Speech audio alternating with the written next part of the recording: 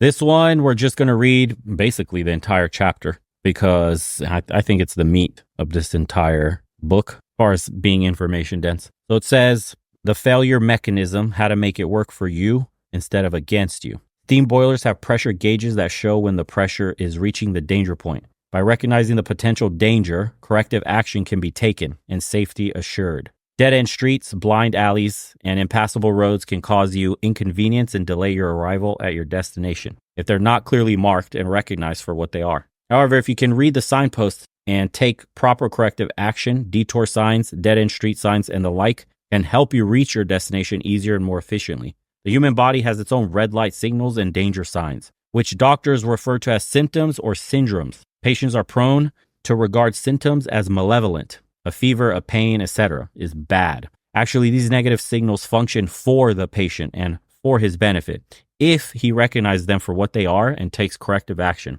They're the pressure gauges and red lights that help maintain the body in health. The pain, appendicitis, may seem bad to the patient, but actually it operates for the patient's survival. If he felt no pain, he would take no action toward having the appendix removed. The failure type personality also has its symptoms. We need to be able to recognize these failure symptoms in ourselves so that we can do something about them. When we learn to recognize certain personality traits as signposts to failures, these symptoms then act automatically as negative feedback. However, we do not need to become aware of them, but we also need to recognize them as undesirables, as things that we don't want. And most important of all, convince ourselves deeply and sincerely that the things do not bring happiness, that these things don't bring happiness. No one is immune to these negative feelings and attitudes. Even the most successful personalities experience them at times. The important thing is to recognize them for what they are and take positive action to course correct. Okay, and then he has this acronym, and it goes further. It says the picture of failure. Again, I found that patients can remember these negative feedback signals, or what I call them failure mechanism, when they associate them with the letters that make up the word failure. They are, and he says, right, the word failure. F is for frustration, hopelessness, futility. A is for aggressiveness, misdirected. I is insecurity. L is loneliness, lack of oneness, essentially. The U is uncertainty. R is resentment. E is emptiness. And then he goes on further to say, understanding brings cure. No one sits down and deliberately, with malice afterthought, decides to develop these negative traits just to be perverse. They do not just happen, nor are they an indication of the imperfection of human nature. Each of these negatives was originally adopted as a way to solve a difficulty or problem. We adopt them because we mistakenly see them as a way out of some difficulty. They have meaning and purpose, although based on a mistaken premise. They constitute a way of life for us. Remember, one of the strongest urges in human nature is to react appropriately. We can cure these failure syndromes, not by willpower, but by understanding, by being able to see that they do not work and that they are inappropriate. The truth can set us free from them. And when we can see the truth, then the same instinctive forces that cause us to adopt them in the first place will work in our behalf in eradicating them. Then we start into the meat and potatoes that I was saying earlier, the F part, frustration. And I'll read each of these sections and we'll stop at each part of the acronym, and then we'll see, if it sparks anything for anybody. So for frustration it goes on. Frustration is an emotional feeling that develops whenever some important goal cannot be realized or when some strong desire is thwarted. All of us must necessarily suffer some frustration by the very fact of being human and therefore imperfect, incomplete, unfinished. As we grow older, we should learn that all desires cannot be satisfied immediately. We also learn that our doing can never be as good as our intentions. We also learn to accept the fact that perfection is neither necessary nor required, and that approximations are good enough for all practical purposes. We learn to tolerate a certain amount of frustration without becoming upset about it. It is only when a frustrating experience brings excessive emotional feelings of deep dissatisfaction and futility that it becomes a symptom of failure. Chronic frustration usually means that the goals we have set for ourselves are unrealistic, or the image we have of ourselves is inadequate, or both. And it's that exact portion there that I have highlighted. The fact that he says chronic frustration means that the goals we have set for ourselves are unrealistic. So maybe you're setting the bar so high that you'll automatically fail. And then he says, or the image we have of ourselves is inadequate, or both. So basically, you don't believe you can do it. You don't think you're the guy you're trying to become, or it's a combination of both. You're trying to become something unrealistic, and you also don't believe that you could achieve it in the first place. Any combination of that is what most people would categorize as frustration or being frustrated with their lives. Why would you be? What frustrates you in your life? If you can really break it down to the fundamental level, you're not meeting one of these goals here. The image doesn't align, or the bar is set too high. And the bar, by the way, could be set too high with a time constraint. Not that the goal itself is too much for you to handle, but it might be too much for you in the time frame you've allowed yourself to complete it in. And that's one way people sabotage themselves. They try to do something big as quick as possible, which is damn near impossible. And so they fail and they feel like failures. And then they go through like a brutal cycle, the feedback loop of confirming to themselves their failures. And then they keep on failing. They don't believe then in themselves that they could do it. They couldn't have ever done it in the first place. It was too much for them. Any thoughts on that portion? Is this similar, or thinking like if I want to lose weight, I don't know, let's say 100 pounds in a year, and I feel frustrated because I've only lost 50 in that time span, and I feel Yes, like crap because I lost 50, instead of actually looking at it like a glass half full, that I actually lost 50. I just got to keep going. exactly. And when you don't meet your goal that you set for yourself, you may become discouraged and you fall off the wagon. That's what people do when they've lost X amount of weight, say the 50 pounds, but they didn't reach their goal of 100. And then they'll go, oh, this is hopeless. I failed. Instead of seeing that I've actually lost 50 pounds. I'm halfway done with my goal. I need to continue. They give up, or they'll give themselves a cheat meal, or they break in a small fashion that causes a negative habit to develop again. And then they yo-yo back and develop the weight. They gain the weight back that they lost. And then you get the confirmation bias of, I could have never lost 100 pounds. That's impossible for me. That's not who I am. And boom, you have someone that's going to be fat for years longer, that has now given up on the goal of losing weight at all. All right. And then he goes on to here, practical versus perfectionist goals. And this is where we get into that whole thing we just talked about. To his friends, Jim S. was a successful man. He had risen from stock clerk to vice president of his company. His golf course was in the low 80s. He had a beautiful wife and 2 children who loved him, but nevertheless, he felt chronically frustrated because none of these measured up to his unrealistic goals. He himself was not perfect in every particular, but what in every particular? Okay, he himself was not perfect in every particular, but he should be. He should be chairman of the board by now. He should be shooting in the low 70s. He should be such a perfect husband and father that his wife would never find cause to disagree with him, and his children never misbehave. Hitting the bullseye was not good enough. He had to hit the infinitesimal speck in the center of the bull's eye. You should use the same technique in all your affairs that Jackie Burke recommends in putting, I told him. That is, not to feel that you have to pinpoint the ball right to the cup itself on the long putt, but to aim at an area the size of a wash tub. This takes off the strain, relaxes you, enables you to perform better. If it's good enough for the professionals, it should be good enough for you. So people often cripple themselves with, first we'll dive into being a perfectionist. So needing goals of 100 pounds, and you need to lose the weight by that X amount of time or you're a failure. That's trying to be a perfectionist. Setting ultra high standards, probably comparing yourself to people that have decades of experience, what the top percentile looks like in the thing you're chasing. That's trying to be a perfectionist. Not allowing yourself to make any mistakes, no room for error, and any failure along the way is considered catastrophic and further reinforces the idea that you never could do this. That's the problems perfectionists fail with all the time. And that's why a lot of perfectionists actually never get started in anything, because it's never perfect. It can't measure up to the unachievable goals, standards they set in their heads. That's problem 1. Problem 2 is how he said here earlier, should be. He should be this, should be that, should be all of these things. When you're making progress, like you lose 50 pounds, if you're constantly deviating from the goal, the ultimate goal is losing weight. A side quest, if you want to call it that, is losing 100 pounds. People get lost in the side quests in life instead of keeping their eyes on the ultimate goal.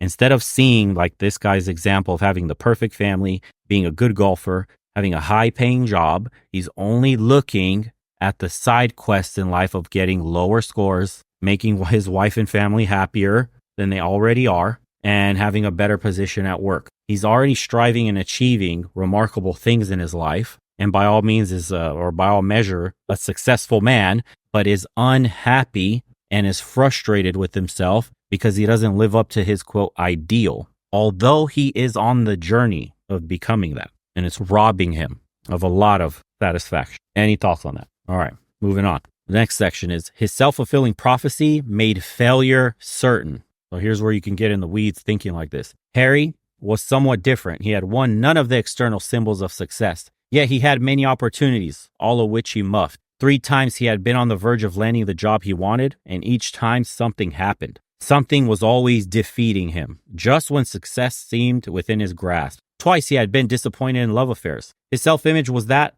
of an unworthy, incompetent, inferior person who had no right to succeed or to enjoy the better things in life, and unwittingly he tried to be true to that role. He felt he was not the sort of person to be successful and always managed to do something to make this self-fulfilling prophecy come true. This frustration as a way of solving problems does not work. Expressing frustration, discontent, or dissatisfaction is a way of responding to problems that we all learned as infants. This is some of the talks that we've had before, the mentality of people, mentality that poor people tend to have, the mentality that we've been handed down from our parents. It's the professional complainers, the people that could only point to the problems, to the imperfections of things. They can never look at the bright side. They can never see the bigger picture. They can never see the good in something. Their mind is permanently tuned in a negative light. They only see every negative of something. And that in turn makes their life essentially negative. They're subconsciously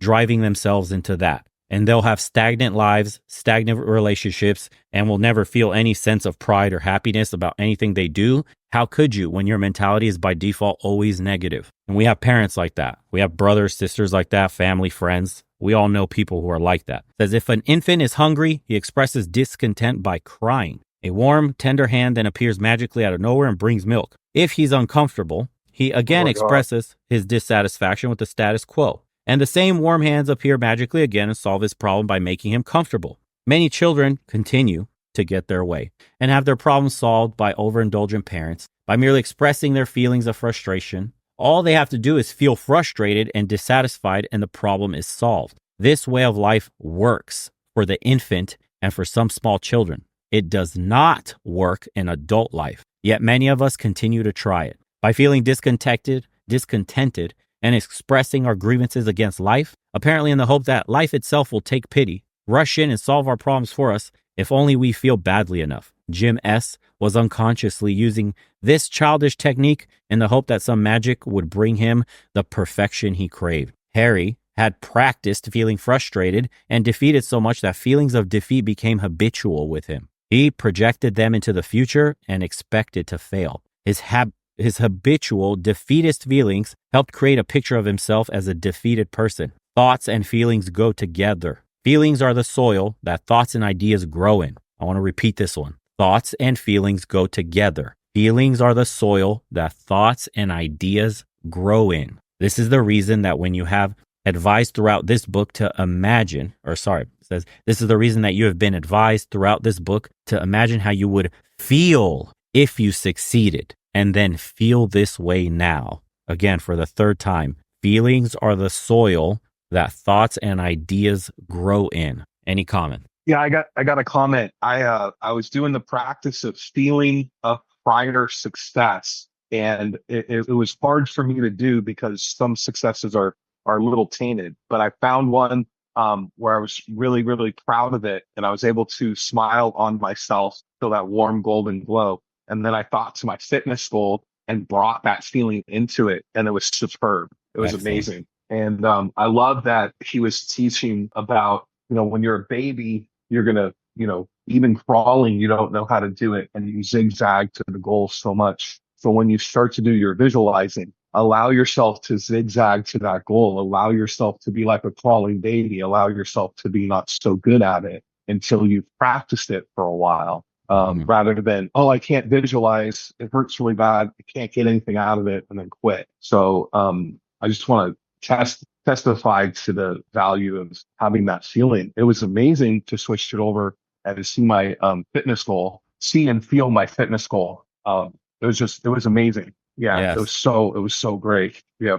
This is why people's feelings are out of control today, and so is their thoughts and ideas. Imagine, especially men in single parent households where they're raised by women and they don't have a grip on their emotions. They think very feminine. There's no father there to develop them in a masculine manner, or you may have had a bad father if he was even present. And it's caused you to lose out on this like valuable learning lesson that you should have been taught, that we used to be taught. All of us, we used to be taught this by default from the men around us. It's no longer common, of controlling your feelings as a man, your emotions, because those dictate thoughts and ideas. If you feel bad, you think bad thoughts and you have bad ideas. If you feel good, or you don't let negative feelings in at all, and you could stay neutral, you're able to have more positive thoughts and ideas in your head. And that leads to action. Thoughts and ideas lead to action. If you're a negative person, you think negative things all the time, you'll embellish your life in negative action.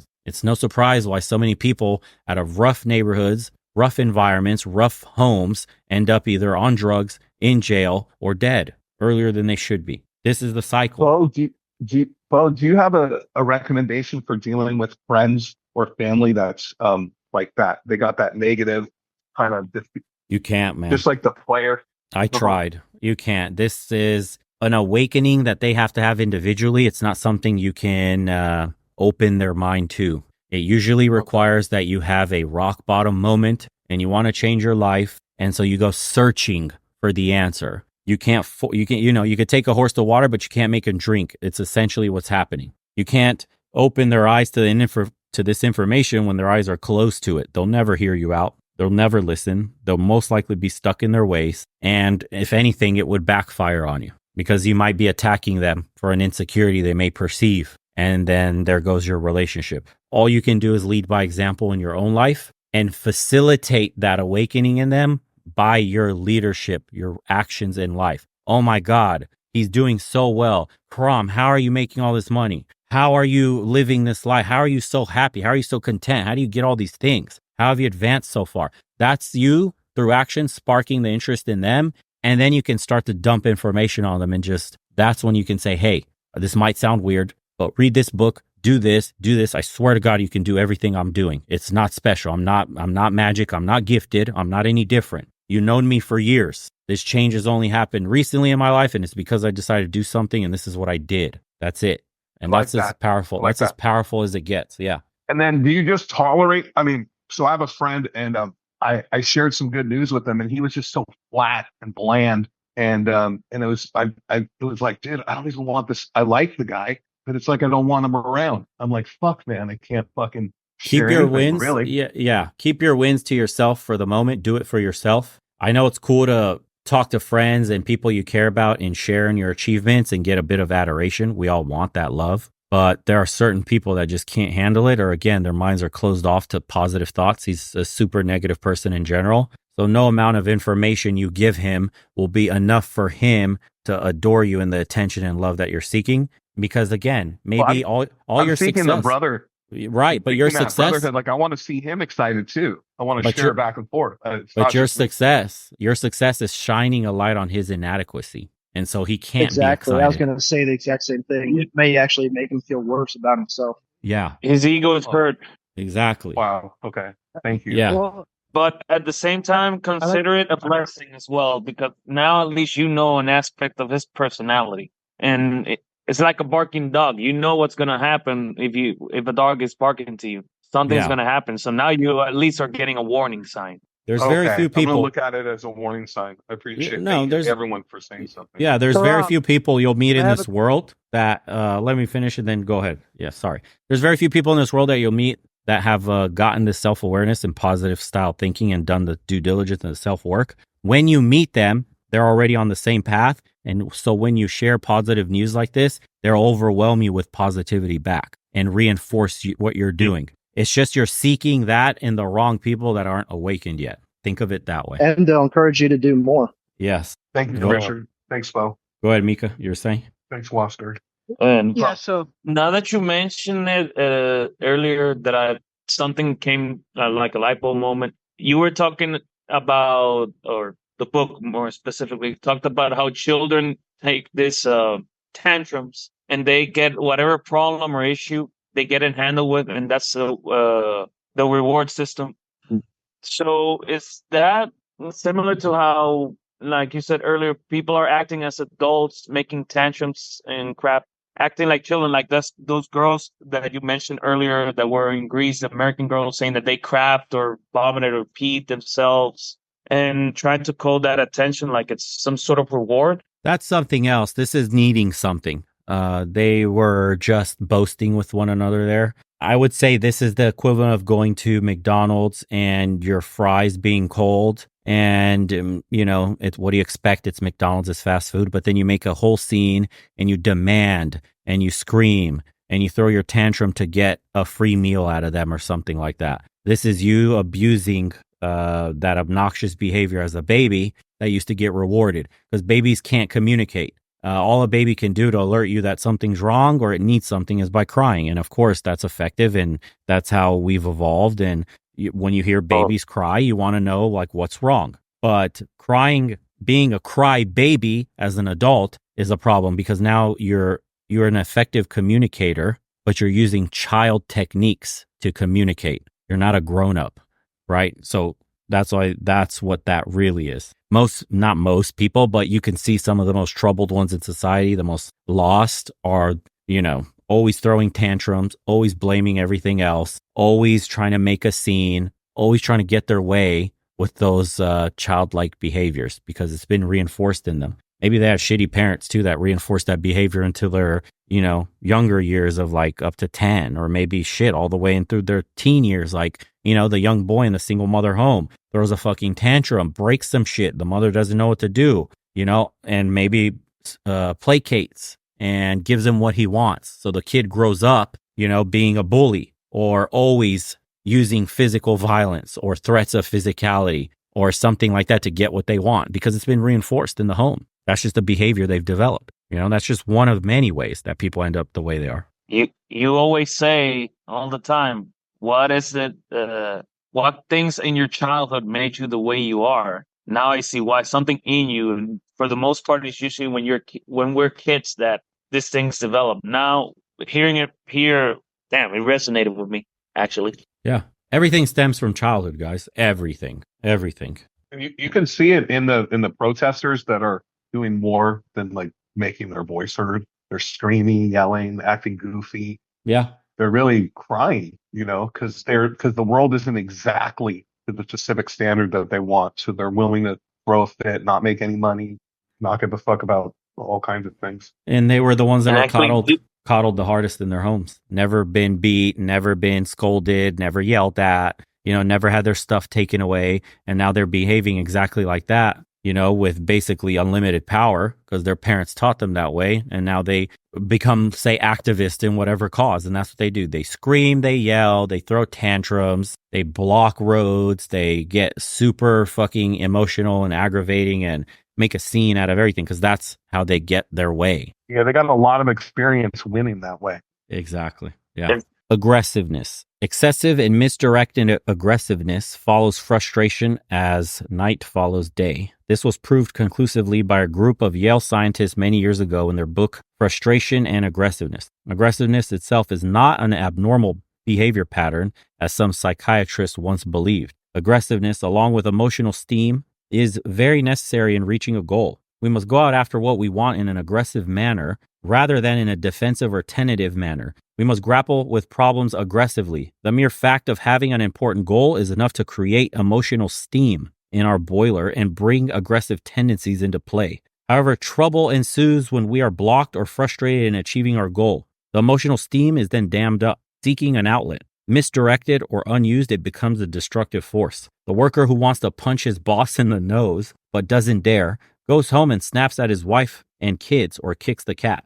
Or he may turn his aggressiveness upon himself in much the same way that a certain scorpion in South America will sting itself and die of its own poison when angered. Don't lash out blindly. Concentrate your fire. The failure-type personality does not direct his aggressiveness toward the accomplishment of a worthwhile goal. Instead, it is used in such as self-destructive channels as ulcers, high blood pressure, worry, excessive smoking, and compulsive overwork. Or it may be turned on other persons in the form of irritability, rudeness, gossip, nagging, fault-finding. Or if his goals are unrealistic and impossible, the solution of this type of person when he meets defeats is to try harder than ever. When he finds that he is butting his head up against a stone wall, he unconsciously figures that the solution to his problem is to butt his head even harder. The answer to aggression is not to eradicate it, but to understand it and provide proper and appropriate channels for its expression. Dr. Konrad Lorenz, the famous Viennese doctor and animal sociologist, told psychiatrists at the Postgraduate Center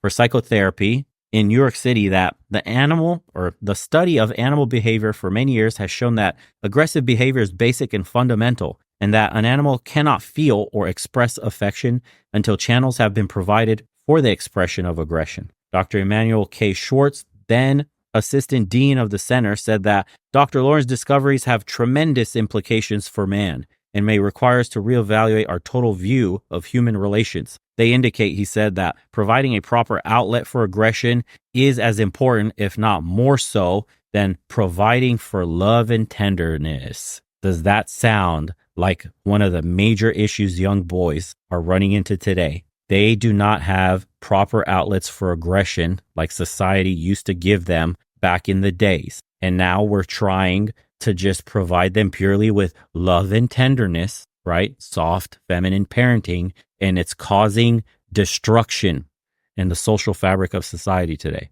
Does that ring a bell with everything we're 9%. seeing? Yes, that's what the world's turning into. Okay. Knowledge gives you power.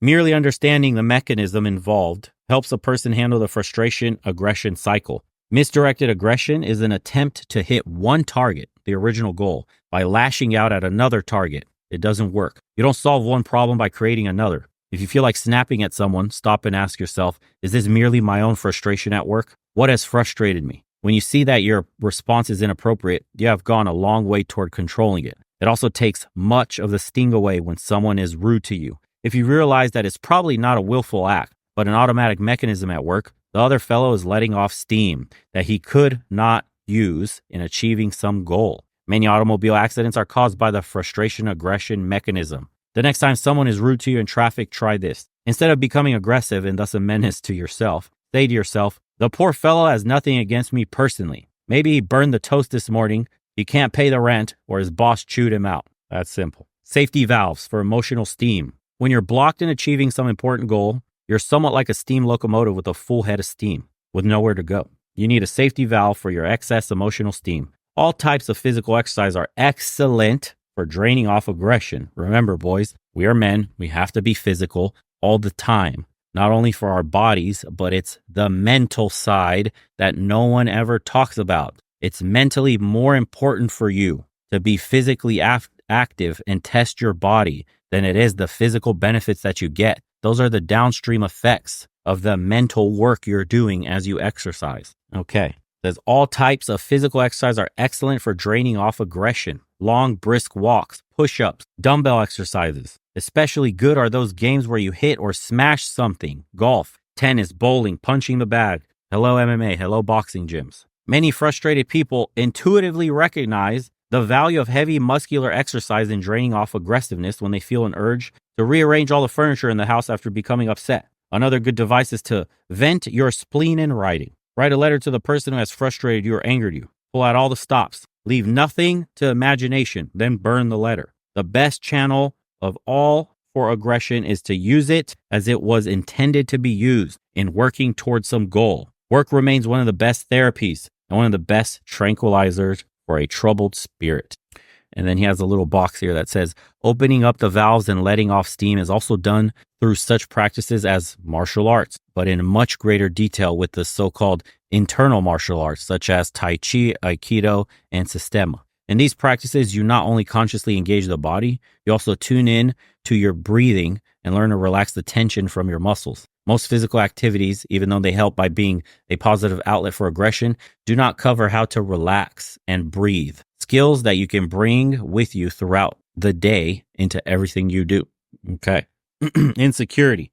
The feeling of insecurity is based on a concept or belief of inner inadequacy. If you feel that you do not measure up to what is required, you feel insecure. A great deal of insecurity is not due to the fact that our inner resources are actually inadequate, but due to the fact that we use a false measuring stick. We compare our actual abilities to an imagined ideal. perfect or absolute self. Thinking of yourself in terms of absolutes induces insecurity. The insecure person feels that he should be good, period. He should be successful, period. He should be happy, competent, poised, period. They're all worthy goals, but they should be thought of, at least in their absolute sense, as goals to be achieved, as something to reach for, rather than as shoulds. Since man is a goal-striving mechanism, the self realizes itself fully only when man is moving forward towards something. Remember our comparison with the bicycle in a previous chapter. Man maintains his balance, poise, and sense of security only as he is moving forward or seeking.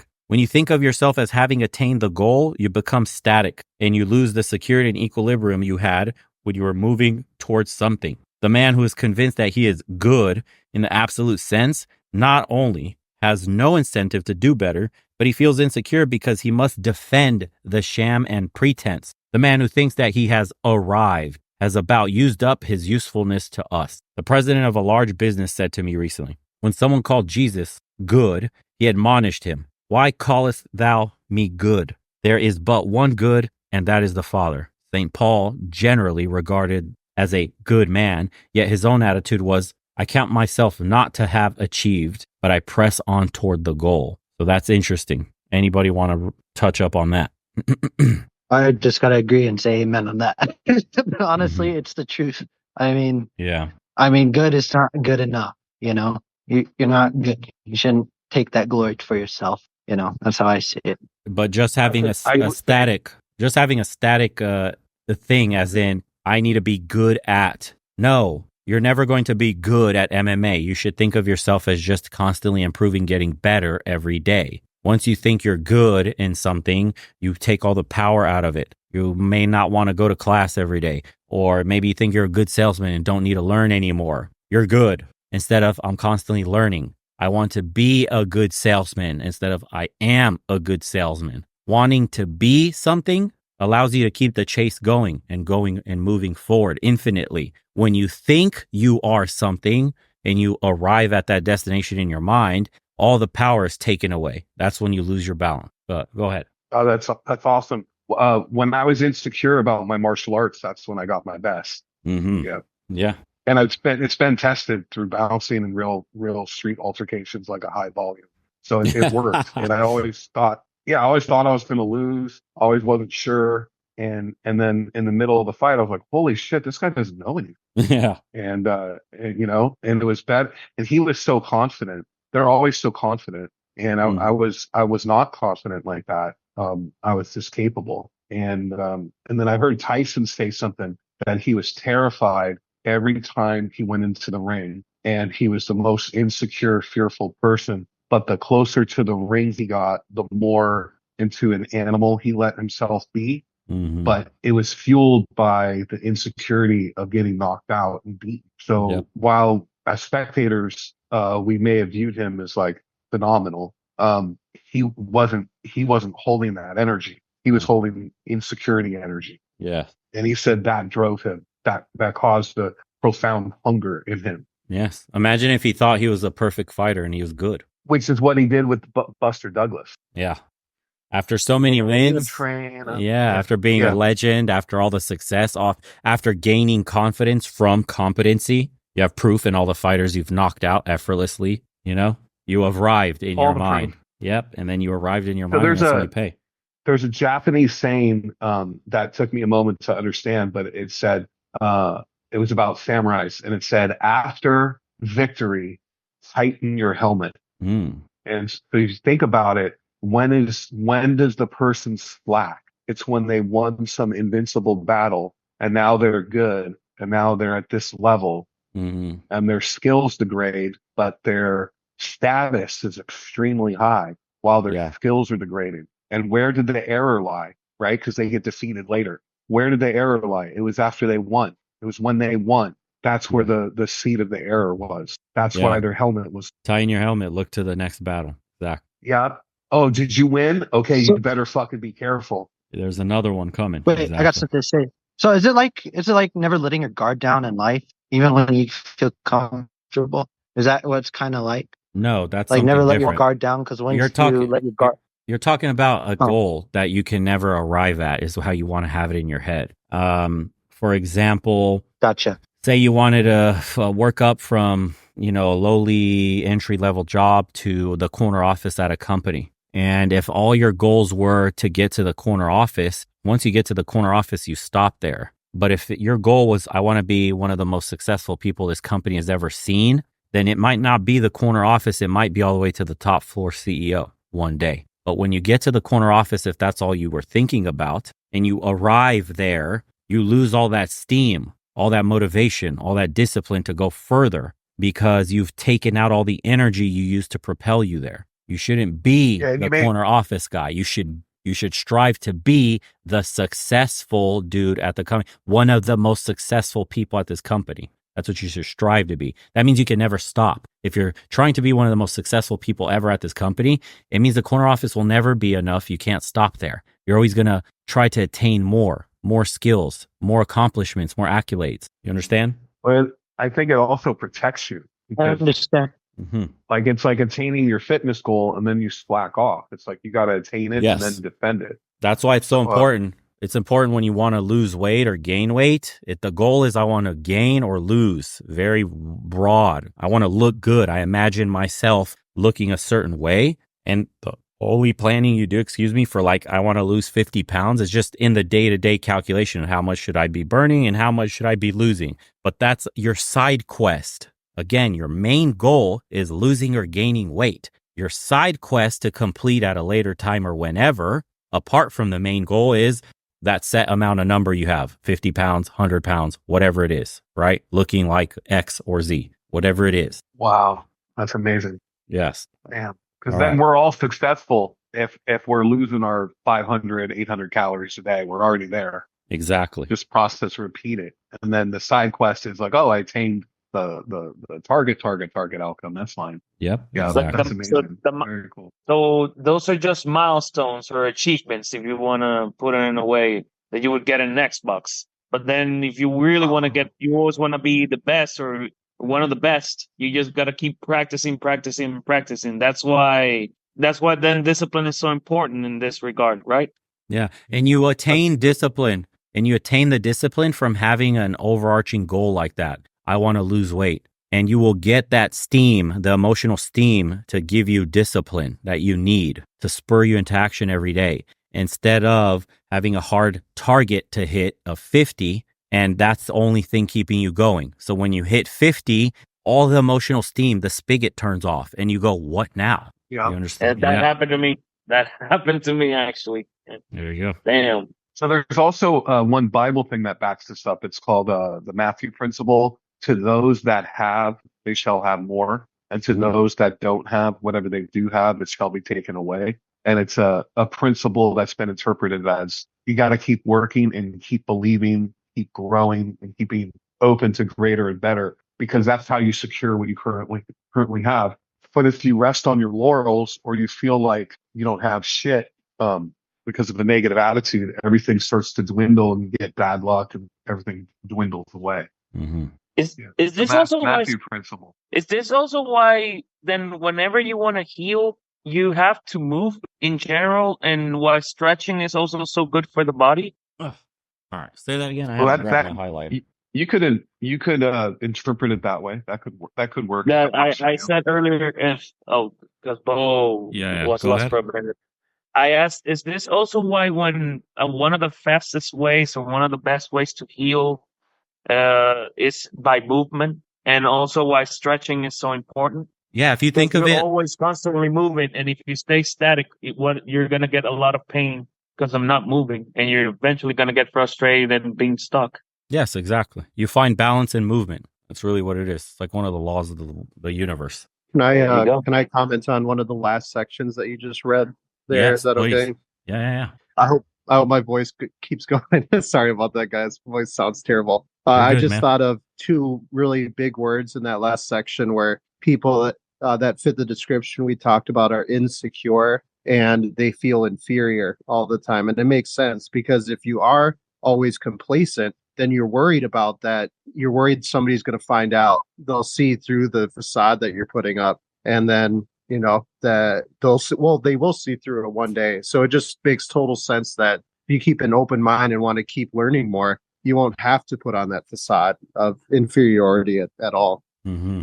And remember, confidence is gained through competence. So as you do something and become better at it, naturally confidence follows. So don't forget that. It's normal to feel the inadequacy. It's normal to feel like you won't measure up. You got to bury those thoughts, completely ignore them. You will gain the confidence as you become more and more proficient at the thing you do. That happens naturally. Okay, let's go to the next little section here. It says, keep your feet on solid ground. Trying to stand on the top of a pinnacle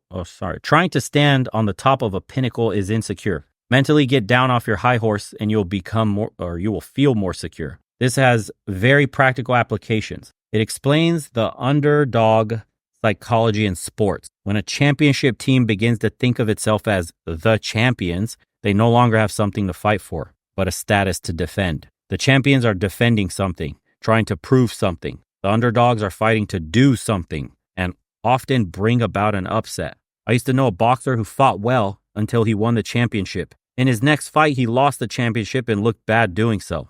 After losing the title, he fought well again and regained the championship. A wise manager said to him, "You can fight as well as a champion as when you're the contender if you'll remember one thing. When you step into that ring, you aren't defending the championship, you're fighting for it. You haven't got it. You've laid it on the line when you crawl through the ropes. The mental attitude that endangers insecurity is a way. It is a way of substituting sham and pretense for reality. It is a way of proving to yourself and others your superiority.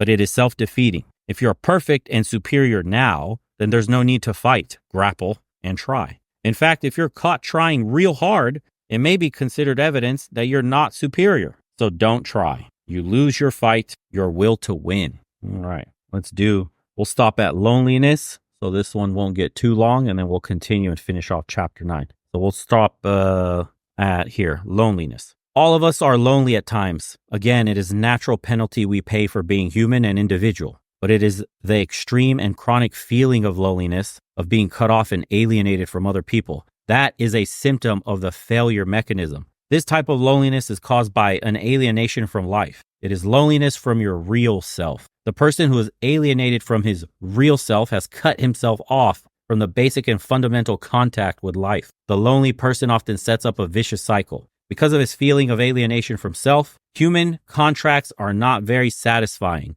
and he becomes a social recluse. In doing so, he cuts himself off from one of the pathways to finding himself, which is to lose oneself in social activities with other people. Doing things with other people and enjoying things with other people helps us to forget ourselves. In stimulating conversation, dancing, playing together, or working together for a common goal, we become interested in something other than maintaining our own shams and pretenses. As we get to know the other fellow, we feel less need for pretense. We unthaw and become more natural. The more we do this, the more we feel we can afford to dispense with the sham and pretense and feel more comfortable just being ourselves. And the next section says, loneliness is a way that doesn't work. Loneliness is a way of self-protection. Lines of communication with other people, and especially any emotional ties, are cut down. It is a way to protect our idealized self against exposure, hurt, humiliation. The lonely personality is afraid of other people. The lonely person often complains that he has no friends and there are no people to mix with. In most cases,